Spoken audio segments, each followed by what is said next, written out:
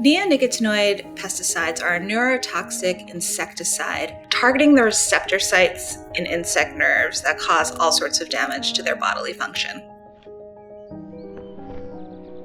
The problem with that is once you target the nervous system of an insect, it doesn't necessarily mean that you're not doing damage to other larger species.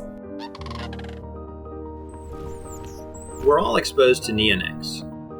CDC monitoring shows that on any given day, about half the American population has neonics in their bodies, with the highest levels in children.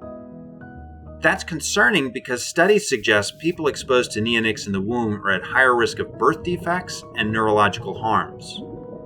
Animal studies also link neonics to reproductive problems and thinning of key areas of the brain. The problem with neonicotinoids is threefold. It can last for a long time in soils. That means when it rains, it spreads. It's very mobile in water. So once the chemical gets into whether it's a drinking water supply or a marine environment, it spreads and is mobile in the water. When you use neonicotinoids or neonics on plants or coat the seeds, it becomes what's called systemic. It really becomes in the system of the plant and it goes into the fruit. So if you're eating fruit that was grown with a seed covered with a neonic pesticide, the pesticide is actually in the flesh of the fruit. Neonics are incredibly toxic to bees and other insects. Just one neonic-treated corn seed can have enough active ingredient to kill 250,000 bees or more.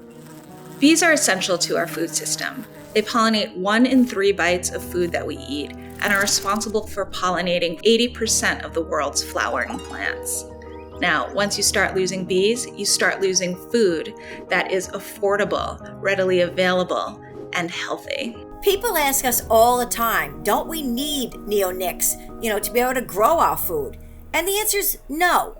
There are places across the globe that have already banned this chemical. There are safe alternatives out there. There are more efficient alternatives out there. And it's just up to us to make sure that our governments choose them. Every day that we don't take action, the problem gets worse. And we need to take action to protect our pollinators, our water, our food systems, our ecosystems, and ourselves.